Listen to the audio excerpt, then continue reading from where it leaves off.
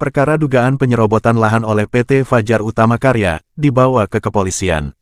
Kuasa hukum ahli waris, tindak tegas mafia tanah. Kabupaten Tegal. Perkara dugaan penyerobotan lahan peninggalan atau milik ahli waris almarhum R. Sudiono oleh PT Fajar Utama Karya yang terletak di Desa Marga Ayu, Kecamatan Margasari, Kabupaten Tegal, Jawa Tengah kini memasuki babak baru. 8 orang ahli waris ambil sikap tegas untuk menempuh jalur hukum dengan melaporkannya pada pihak kepolisian.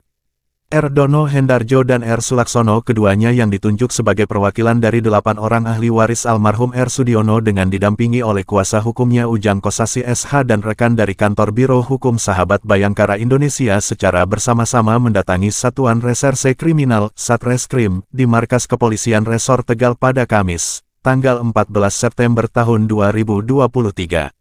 Kedatangan ahli waris beserta kuasa hukumnya guna mengadukan dan membuat laporan atas PT Fajar Utama Karya yang diduga keras melakukan tindak pidana memakai lahan tanpa izin yang berhak atau kuasanya yang sah maupun penyerobotan lahan sebagaimana diatur dalam Pasal 385 KUHP Jo Pasal 167 KUHP dan atau Pasal 263, Pasal 372, dan atau Pasal 378 KUHP.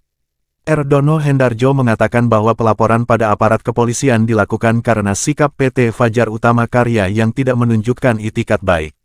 Saya ambil sikap tegas untuk menempuh jalur hukum setelah melihat PT Fajar Utama Karya yang sama sekali tidak menunjukkan itikat baik dengan 3 kali mangkir dari undangan resmi upaya klarifikasi dan mediasi yang sebelumnya kami tempuh dengan difasilitasi oleh pihak BPN Tegal, ujarnya.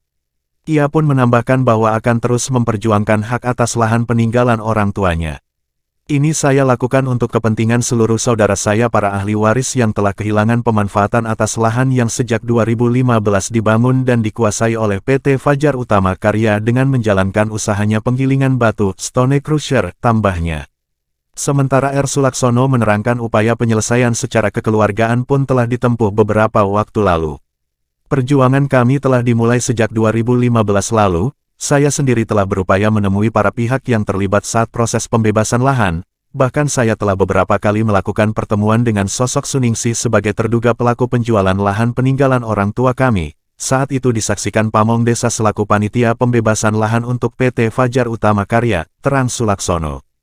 Menurut R. Sulaksono ditemukan suatu kejanggalan dalam proses pembebasan lahan milik keluarganya, karena Suningsih merupakan penggarap yang menggantikan orang tuanya Pak Liar almarhum sedangkan Pak Liar dahulu dipercaya oleh keluarga R. Sudiono almarhum sebagai mandor garapan dan bukan ahli waris berkenaan hak tanah itu, kemudian kenapa bisa menerima pembayaran. Sampai saya tantang saat itu di hadapannya Ibu Suningsih langsung dan para pamong desa, kalau saja dapat dibuktikan bahwa Ibu Suningsih sebagai pemilik lahan dengan menunjukkan dokumen legalitas tanah tersebut maka, semua dokumen tanah peninggalan R. Sudiono almarhum, yang tercatat di dalam buku C Desa Kalisalak merupakan desa awal yang karena pemekaran, kini lokasi tanah menjadi berada di Desa Marga Ayu, dengan nomor 1910/128 kelas D3 seluas 8.950 meter persegi seluruhnya dokumen asli akan kami sobek-sobek, sesaat itu mereka terdiam semua, tegasnya. R. Sulaksono menjelaskan bahwa tanah peninggalan almarhum R. Sudiono pada sekitar 1980 sampai 1985 penggarapannya dilakukan oleh Pak Liar, dan pada saat menggarap Pak Liar sempat menginformasikan tanah-tanah yang digarapnya merupakan milik keluarga R. Sudiono, ayah dari R. Sulaksono dan 7 orang saudaranya. Kemudian setelah Pak Liar meninggal penggarap tanah beralih ke Suningsih keturunan dari Pak Liar. Hal itu dikuatkan oleh pemerintah Desa Kalisalak sebagai desa induk sebelum terjadi pemekaran yang telah menerbitkan surat keterangan tanah yang menyatakan bahwa terhadap tanah letter C dengan nomor 1910/128 kelas D3 seluas 8.950 meter persegi itu tidak pernah diperjualbelikan dan atau dipindahkan tangankan. Apakah ini praktek mafia tanah?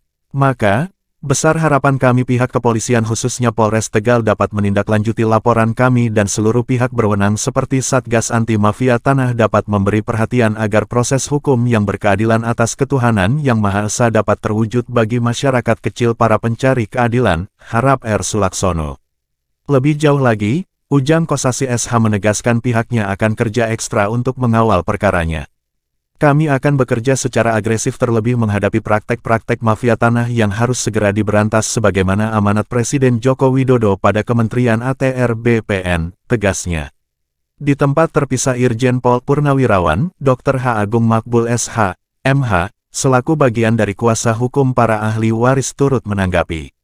Sikap kita tegas dan jelas terhadap para pelaku mafia tanah, sikat abis dan jangan pernah merasa takut menghadapi perlawanan apapun yang dilakukan oleh pihak perusahaan atau siapapun aktor yang diduga berdiri menjadi bekingnya, selama yakin bahwa kita benar, kita gempur, dan saya siap untuk membantu para pencari keadilan di negeri ini, pungkasnya. Sumber, DPN PPWI Nasional, Ujang Kosasi SH.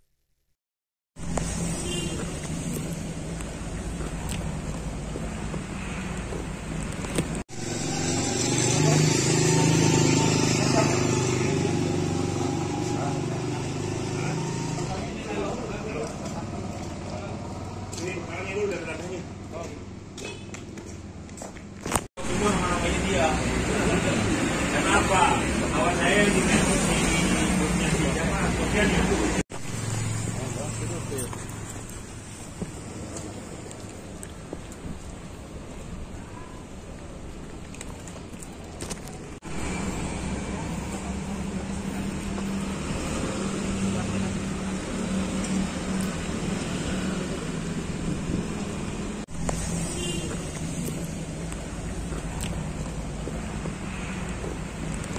perkara ini bisa ditindaklanjuti sampai P21 sampai adanya kepastian hukum buat para ahli waris ya, karena kami sudah melakukan upaya-upaya baik mediasi di desa maupun di BPN, namun para terduga ini tidak pernah kooperatif hadir di BPN, sehingga dari BPN kami mendapatkan rekom untuk segera mengambil langkah-langkah hukum. Alhamdulillah pada hari ini kami sudah melaporkan para terduga terkait perampasan atau penguasaan tanah, perusakan dan lain sebagainya.